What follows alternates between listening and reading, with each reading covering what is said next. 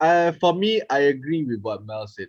It's the same thing. You need to be prepared. You cannot go into war without knowing how to use a gun, or without wearing the proper gear.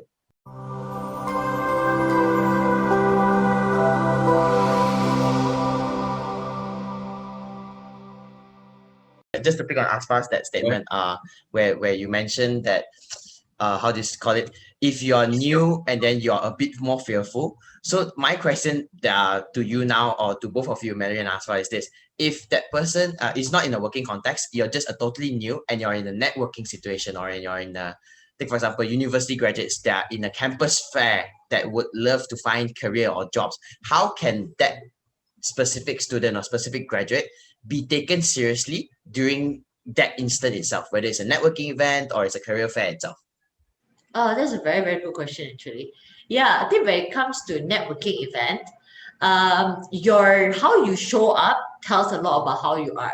For example, if let's say I've been to a networking event with students where they tell me that they want a job, but they come in slippers and shorts, they didn't bring the resume, you ask them, they didn't even ask about your company, they didn't even study about your company. And I'm just like, I really can't take you seriously. I'm so sorry, you know. So I will just tell, and I've told students very bluntly before, please go and prepare and then come back again. Okay, I'm still going to be here, but go and prepare first before you come back. Because the basic thing is how you show up. And then only the conversation. So what about you, Okay. Aspa? In the entrepreneurship context, how do one be taken seriously, especially when young youth aspiring entrepreneurs nowadays and want to go for networking events, finding investors, but they are still look baby face like me? So how do they be how are they going to be taken seriously? Especially from the looks, I look like a baby. Is this because of context like what you had just experienced with Celine, is it? No, keep But going. yes. Yes.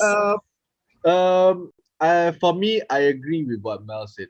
It's the same thing. You need to be prepared. You cannot go into war without knowing how to use a gun, or without wearing the proper gear. You know, and wearing this proper gear doesn't mean like, okay, I just need to wear it and then just pakai, then that's it. No, you need to learn. You need to understand. You need to understand the industry. You need to know where are you going into, and you need to know who are you speaking to. You know, especially inside networking, you're not talking to it's not like career fair. You know, there's students, there are recruiters. No, for networking session, you're talking about directors, you're talking about CEOs, you're talking about founders. You know, so your knowledge and your preparation should be prepared for those people. And the easiest way is like what Mary mentioned just now, is to do research in the industry, research on where you're interested in, and also research on the people who are going. You know, now technology is easy. When you go into, not like before, you have to register manually on a piece of paper or see flyers. It's like, hey, now it's all online. You can go inside their Facebook page, you can tell who is going and who's not, you know, and who are the audience inside the networking session. And for me, the another hack I would say is to practice in a sense of not going, before going to the networking session, talk to random people. You know, I always say this, okay, talk to random people just to get the hang of it, just to get your flow, how you communicate with them. And random people can be like the tepi jalan while waiting for a bus or a train, or tempat makan, or in a bank. You know, all of these kind of people. I do that. So practice from that environment, and then you get used to it. Then your networking session will be better. Okay, so preparation and practice.